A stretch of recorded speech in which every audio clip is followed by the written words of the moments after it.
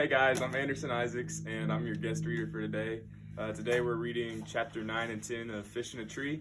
Highly recommend, very good book. Also recommend the Percy Jackson and Harry Potter series. You can't go wrong with those. And so with that in mind, we're going to dive into today's chapter 9, Bag Full of Nothing. Today we're supposed to bring something in that represents us and tells the class about it. I thought of a few things I could bring, like a can full of dirt, or a bag full of nothing.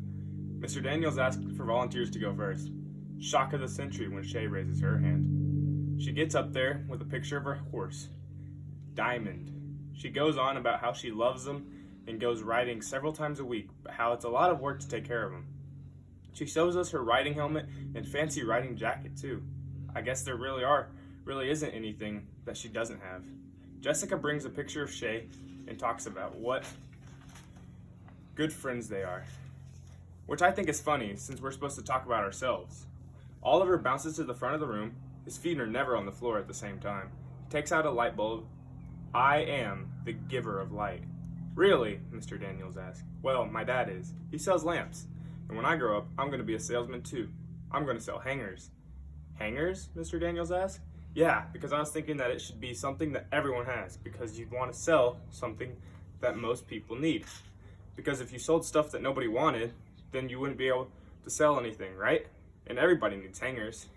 Mr. Daniels smiles and puts his hand on Oliver's shoulder. Oliver, you are one clever boy. You know that? I haven't been in school that long, but I'm going to guess that Oliver hasn't said that much. He falls back into his chair, which tips back, but he grabs the desk, rights himself, and cheers for his own victory.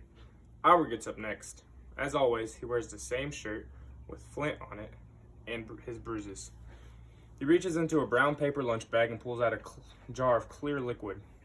He clears his throat. This is a mixture of 2 parts hydrogen and 1 part oxygen molecules. Will it explode? Oliver yells. Albert does not answer. Instead, he unscrews the metal lid and drinks whatever it is. I'm silently freaked out, but Oliver goes nuts. He drank it. Did you see that? He drank molecules. Gross. It is merely water, Albert reports. While Mr. Daniels speaks to Albert, Shay whispers to Jessica, Water? Really? That's all he got? Shay has gotten even better at being mean. Ever since Mr. Daniels kept her in for recess for making fun of Oliver, she saves her comments for when Mr. Daniels is busy or talking to someone else. This water was taken from a giant underground lake that goes on for miles and miles, Albert announces. It's the same water that the dinosaurs walked around 100 million years ago and the caveman drank. It's the same water that polar bears swam in just last year and medieval knights guzzled after battle. Oliver and most of the other boys stand trying to get a better look. That's cool, Albert, Max says. Where did you get it? Jessica and Shay smile and lean forward to look at Max. Shay calls out, Hey, yeah, Albert, where'd you get it? I got it from my kitchen faucet. Huh? The same water has been here and been reused since the Earth began. It is important to me because, as a scientist and historian, I know that we are but a blip on the Earth's timeline, a grain of sand on an entire beach of time. Kids are starting to groan. Here goes the professor again, Max says. Yeah, such a show-off, Jessica says, turning to Max. Now, knock that off, Mr. Daniels says. I think Albert's idea is fascinating. How Earth has recycled its water over and over. Extraordinary, Albert. Next, he calls on Keisha. She carries a small box and holds it like whatever inside will break easily. When she takes out a cupcake, the boys argue who will get to eat it. This is a cupcake that I made. It isn't from a box mix. It's homemade. And why is it important to you, Mr. Daniels asks. I like to bake. I told my mom I want to start a business when I get older. She says there's no time like the present. So this is the first one I'll show to anyone outside my family.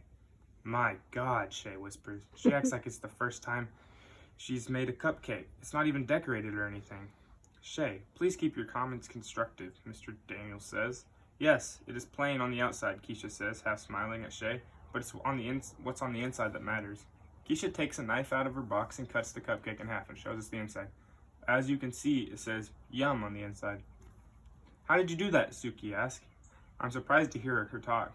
She hardly ever says anything. I've been experimenting with making letters out of different kinds of dough. I stand the letters up in the cupcake batter and carefully cover them with more batter. Do you lick the spoon when you're done? Oliver asks. I like to lick the spoon, but my mom says too much sugar isn't good for me, so she doesn't bake much because Oliver, Mr. Daniels says, pulling on his own ear. Oliver stops right away. Then Mr. Daniels looks at the cupcake. Wow, Keisha, that's very impressive. I'm going to start my baking business and call it Hidden Messages, the badder way to send a note. That's fantastic, Keisha, Mr. Daniels says. The possibilities are infinite. Albert raises his hand and Mr. Daniels points to him. The possibilities are not, in fact, infinite, as she would eventually run out of appropriate letter combinations and the number of letters to be used in each cake would be limited as well. Also, you imply that the possibilities are all positive when it's probable that possibilities would be equal in positive and negative outcomes. Actually, you're correct, Albert, Mr. Daniels says, but I'm an optimist. What can I say? So you agree that the possibilities are endless? Well, I agree from a mathematical standpoint, Albert, but not from a human one. I stand that things we put numbers on are not necessarily the things that count the most.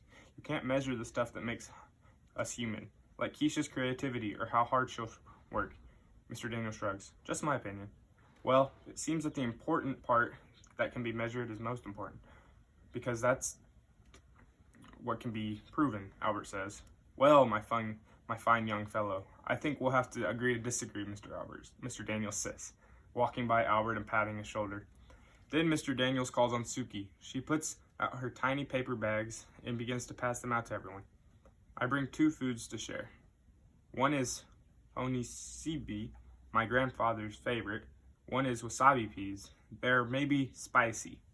Food in America tastes. She turns to Mr. Daniels. What is the correct word? All of a sudden, Max jumps up and runs to the sink, followed by Keisha and Jessica. Too hot, Max yells. The 3 push each other a bit, trying to scoop the water into their mouth. Ah, yes, Suki continues. Bland is correct word. Food here is bland. She seems to think that the 3 kids at the sink are both funny and odd. I think how hard it would be to move to a different country and have to learn another language. I can't even handle one. Mr. Daniels laughs, holding the little bumpy bright green pea between his fingers. They don't look that hot. Most of the people in the class are too chicken to eat it now, pushing it away. Suki looks a little hurt. Albert puts one in his mouth. He eats it, but looks like he's in pain. His eyes even water. He says with a gasp, I like it, Suki. Thank you. That Albert is nice. Oliver pops it in his mouth, but has no reaction. Oliver, Mr. Daniels asks, you don't think it's hot? Nah, I'm the only one in the family that can finish a fireball without taking it out of my mouth. My mother says I must have no taste buds at all, my dad says. Mr. Daniels pulls on his earlobe and again says, Thanks, Oliver. Oliver's mouth is open, ready to keep going, but he says, Thanks, Mr. Daniels. Do they have some signal or something?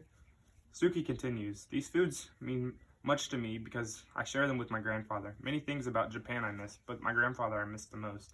Also, I miss wood carving with him. He makes me wooden blocks and I carve gifts for him and send. So that's why she has those blocks. I eat these foods because they remind me of Japan and my grandfather. I feel sad for her. What are the crackers made of? Asks Albert. Suki turns to him. They're made of shrimp and fish bones. It isn't just Oliver who goes wild over that one. Most everyone says, Yuck! And Suki looks up to Mr. Daniels, who turns to the class. Now, quiet down. Shrimp and fish bones, Shay says. We prefer lobster in our family. Albert raises his hand. I would just like to point out that lobster is a very expensive meal now, but in the olden days it was served only to peasants and slaves who revolted and demanded that they were only to be served lobster twice a week. And, he swallows, I think fish bones would be an excellent nutritional properties. Suki smiles for a second, but then she scurries back to her seat. Mr. Daniels gives Albert a solid nod. Next, it's my turn. When I ended up bringing in means something to me, but now I'm not sure the class would be nice about it. I decided to play it safe and say I forgot. I can tell Mr. Daniels is disappointed. Well then, do you have a pet you can tell us about? No, my mom is allergic. This reminds me of my dad crawling around the living room on all fours pretending to be a puppy I begged for. Oliver starts to bark like a dog. Mr. Daniels says, Too much of that, Oliver, and we'll have to give you dog biscuits. Better be careful. Mr. Daniels squints at me. Are you sure there's nothing you can show us? Because I have a feeling there's something. I slide my hand down into my pocket and clutch my 1943 steel penny. The object I brought in for sharing today. He watches my hand and realizes I've given myself away. So I stand and take out the penny. My dad is in the army, and he's deployed right now. On the day my dad left, he gave Travis and me these pennies. I looked up to Mr. Daniels. That's my big brother. He nods. In 1943, pennies looked weird because they were silver in color like quarters. They were made out of steel instead of copper because the government needed copper to make ammunition during World War II. Then in 1944, pennies went back to the usual red copper color. Anyway, I think it's cool. I do too, Mr. Daniels says. I think it's even more cool that you told us about it. As I walk back to my seat, I think of how when Dad left, he said that when we look at the steel pennies, we need to remember that they are unique too. And also that things will go back to normal for us, and that he'll be home before we know it. I really miss him. Mr. Daniels gives Oliver a thumbs up, and I think how cool it is that they have an ear pulling signal. That way he doesn't have to tell Oliver that he's doing something wrong in front of everyone. I know what that feels like, and I'm happy that Mr. Daniels cares so much. Most teachers seem to like their students to be all the same, perfect and quiet. Mr. Daniels actually seems to like that we're different. Just say thank you. Thank you. That was chapter 9.